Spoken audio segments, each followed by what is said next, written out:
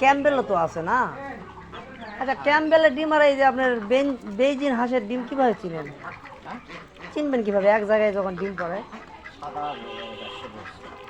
বেইজিংয়ের ডিম কি সাদা আর ক্যাম্বেলের ডিম হচ্ছে সবুজ? এগুলো কি আপনি হ্যাসিং এর জন্য বিক্রি করেন না? বাচ্চাও বিক্রি করেন? বাচ্চাও বিক্রি করেন? তাই?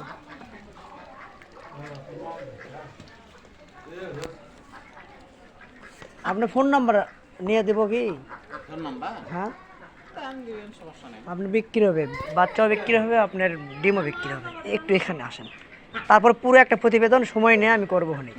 তো ভিতরে ঢুকবো না? হ্যাঁ, ঢোকেন, যান। আর যদি একটু 10 মিনিট সময় দেন তাহলে আমি পুরো একটা প্রতিবেদন করে দিই।